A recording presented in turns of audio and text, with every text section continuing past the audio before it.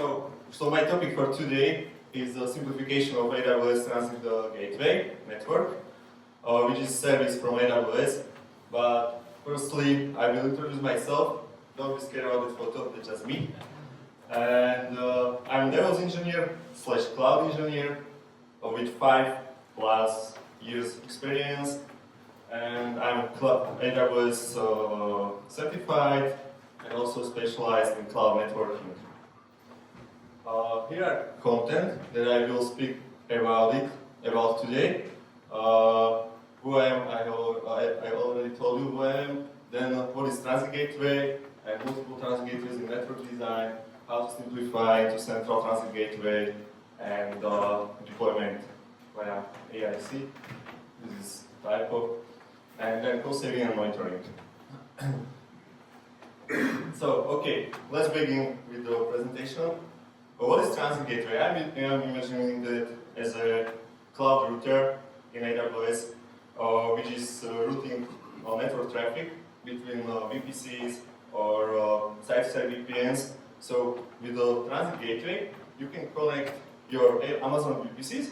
So you can have 1,000 of VPCs connected between each other. Or also you can connect your on-premise data center via site-to-site VPN. Because site-to-site VPN can be connected to the transit gateway. Yeah. I don't know about these questions.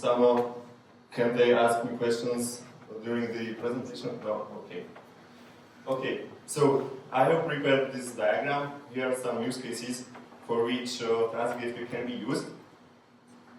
So as I mentioned, you can connect 1,000 of VPCs and then also transit gateways between each other, because transit gateway is regional service in AWS, which means that you have to deploy another transit gateway if you want to use it in different region.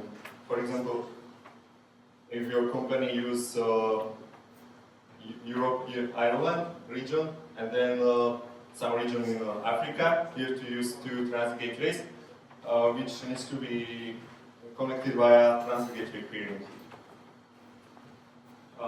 Then also the AWS Direct Connect can go and can be connected to the transit gateway. So many resources can be interconnected via transit gateway, and with that you will create a huge hub with that. So the opportunities are huge, and that's why I have prepared this topic, because when you have wrongly designed that network via transit gateways, it can be really huge disaster. Because why? With incorrect network design, it can lead to multiple problems, like hitting AWS hard limit, which is 5 transit gateways attachments per VPC. Because transit gateway is connected to the VPC with the transit gateway attachment. And that hard limit is set to 5 and is impossible to increase. What does it mean? Let's imagine that your company has wrong design and have, let's say, 5 transit gateways, and you want to connect all of them to one VPC. You will be able to connect only 5 transit gateways, and then the 6th one will be disconnected or unable to connect. And then the complexity is really also a huge problem, because if some development team will ask you to connect new VPCs between each other, and your company will have multiple transit gateways, then you won't be, or it will make your life harder, because it can happen that you won't know that which transit gateway they use for that connection between the VPCs. That's from the real life, because this happens to us. And then higher infrastructure costs is another story, because every transit gateway attachment costs $35 per month, approximately. And if you have multiple transit gateways, you need to create multiple transit gateway attachments, which means higher costs. I have one slide dedicated to this, and I will show you how big cost can can be if you have the wrongly designed network. What are causes of such scenarios? It could be poor network design, as I mentioned multiple times already, or merging of multiple companies, or there could be also other reasons, but these two reasons were the nearest for me. And the poor network design can happen when someone unexperienced is designing the network in the cloud. And merging of multiple companies, this is something which is going on in the real world all the time, right? Because when you work for one mid-sized company, some bigger company can come and buy it for some good money. That doesn't matter, but the merge of the infrastructure will happen, and every company can have their transit gateway, and then it happens that the number of transit gateways increase with this step when you merge the infrastructures.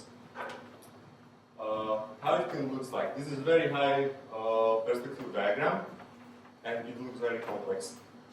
But in real life, it was like spaghetti. Like there were VPCs, site-to-site VPNs connected between each other. With how many transit gateways? Can you see that on the diagram? Like 10 transit gateways on one diagram. That is probably too much, right? So here was really crucial to decrease the number to the lowest possible. So, and in this case, that company also hit the limit with the 5 transit gateway attachments per VPC, and they were, it was impossible to connect some crucial accounts which needed to access some service which was in a different VPC, in a different account in AWS. And they had to create some workarounds for this. For example, VPC peering, but this is not the best way to do it. So then, how to simplify to central transit gateway? I have prepared just 3 steps, and one is that one transit gateway per stage is enough. And I have seen some designs with only one transit gateway for multiple stages, but they have used multiple route tables for one transit gateway. It has probably some cons and also pros. When I have designed our infrastructure, I have used transit gateway per stage, because the stages are divided, and if something happens with one transit gateway, it does not affect all the stages. As someone mentioned, I'm working in a fintech company, so the availability for us is very crucial. And if something happens on production, it's usually circus. And everybody must be available all the time. So yeah, I have divided that solution per stage. Then correct routing via transit gateway. You have to think about the routing, because you have to set up routes in the route tables. For example, if you have some services which you want, or which you have in some account in the VPC, then you have to set up the routes for that account to that account for that IP range. So I just wanted to say that routing is very crucial in this case, because without routing you won't be able to route the request to VPC. Yeah, and the last step, don't forget about the security, because security is very crucial, and if some security event happens, then you will be safe. So open only needed ports and IP ranges that you need from a current account. And if you do all the design correctly and with mindfully, then it can look like this. And as I showed you in the beginning, it was something like this. with a lot of transit gateways and connections between each other, but in the end it was simplified into only 3 transit gateways, which are divided between stages. And every stage has its own transit gateway, which is handling routing between VPCs and accounts, and to our inspection VPC, in which is deployed network firewall for inspecting the traffic to the internet.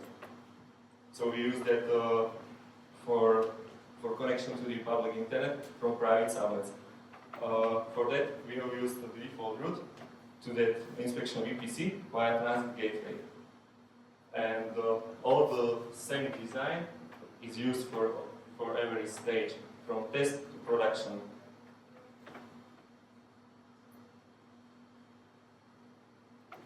For deployment in such infrastructure, I prefer the Terraform, but maybe someone from here could say that I prefer CloudFormation, but I think mainly the second point, the centralized multi-account management, is very crucial in this case. So you can deploy whole transit infrastructure from one repository and create everything from attachment to routing and security rules from one place.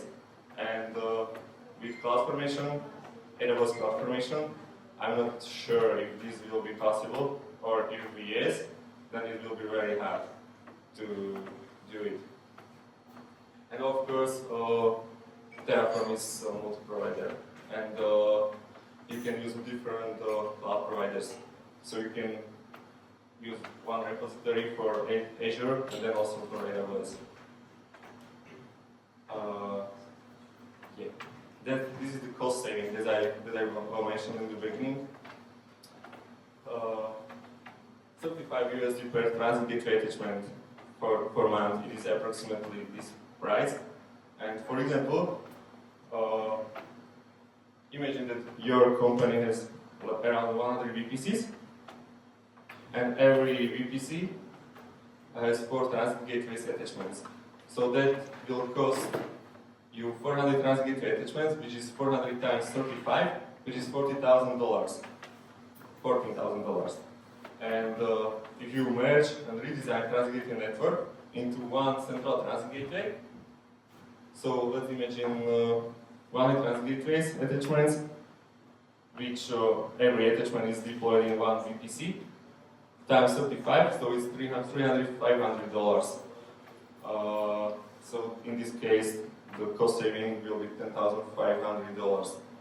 But that's just an example. In real life, it can look different. But I just wanted to show you that how big difference it is in the cost. So you can save $126,000 per year with this. Okay, let's continue with the monitoring, because when your infrastructure lies on such solution, in transit gateways, it needs to be monitored, because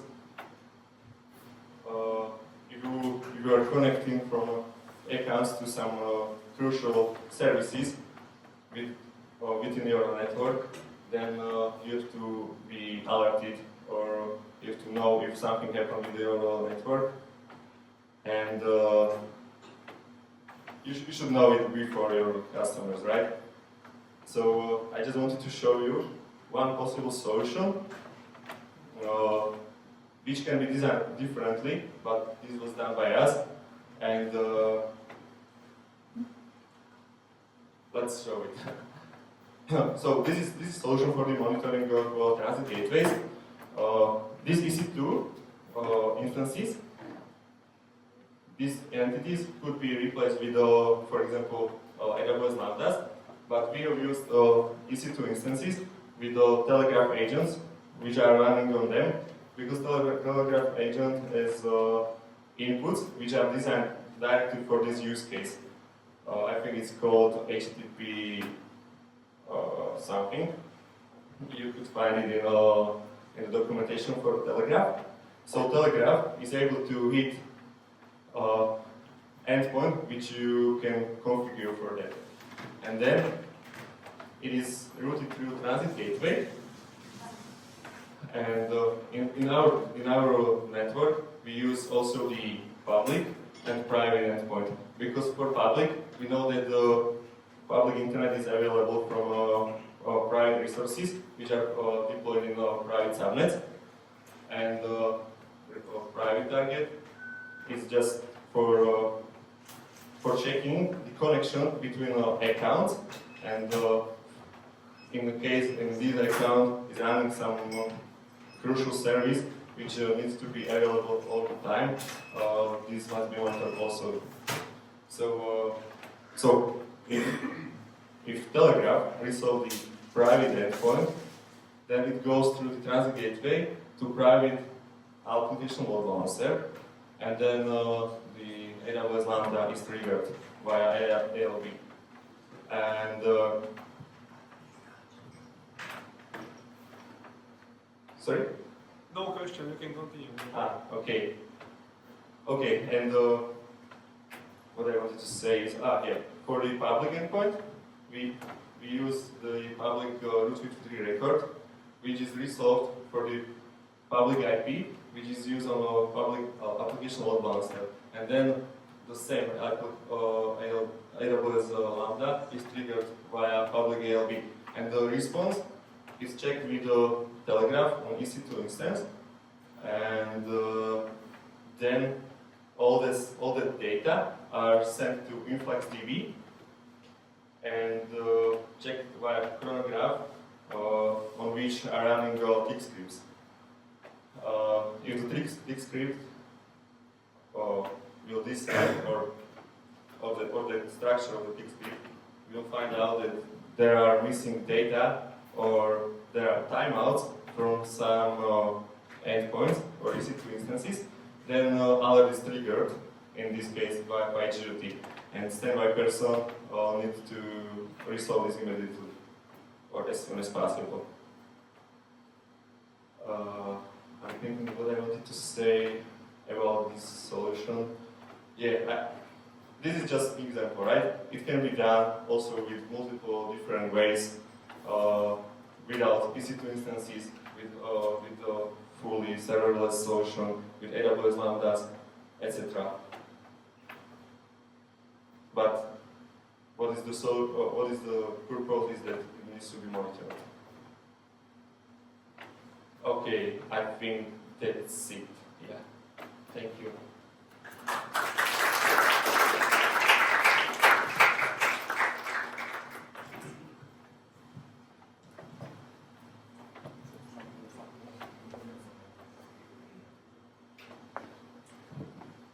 Slido is empty, but that doesn't mean that there are no questions. If you want to ask 5, just raise your hand.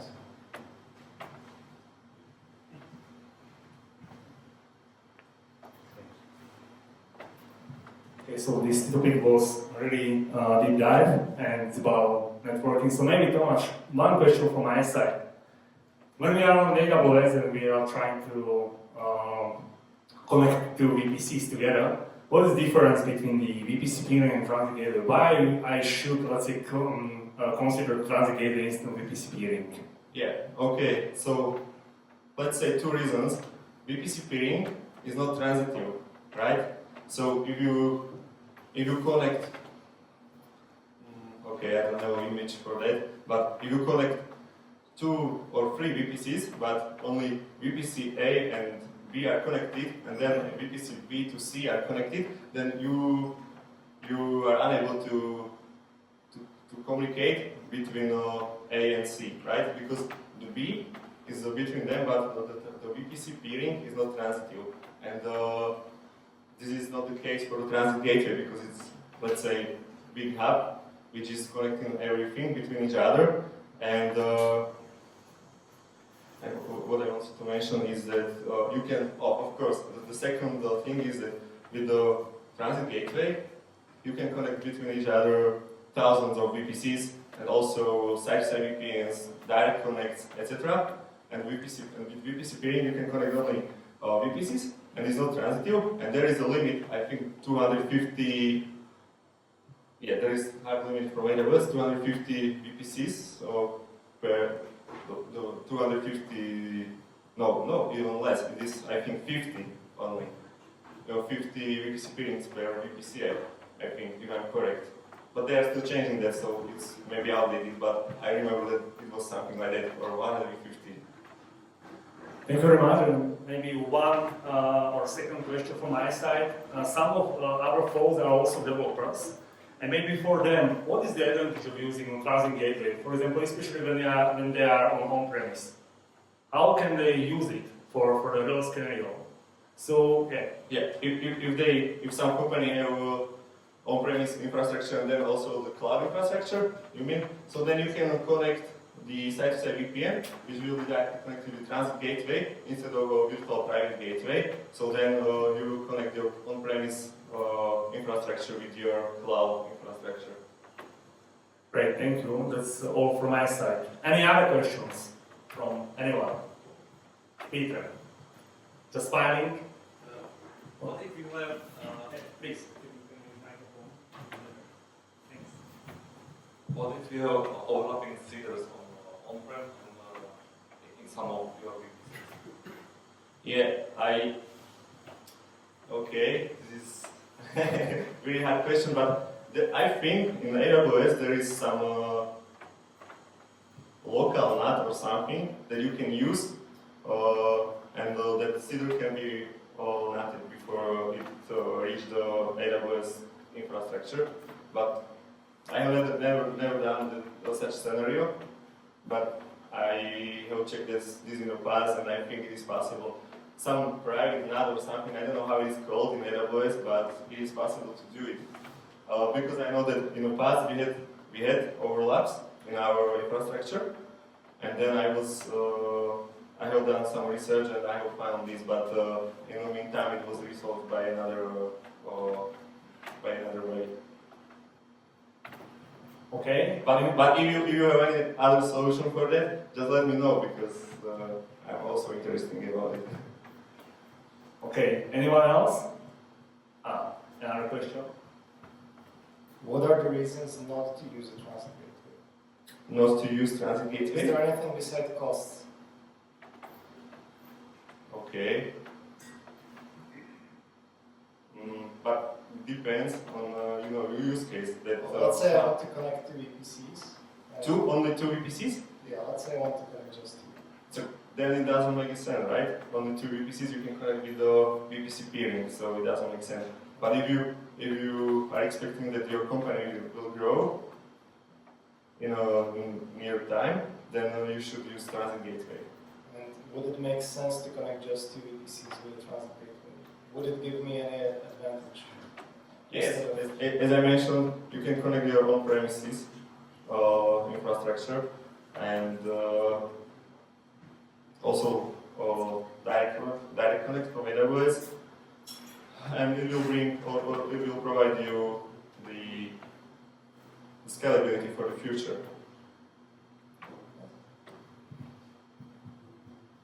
Any other questions? So then, 3, 2, 1, we are done. Thank you so much for the presentation. Yeah, thank you.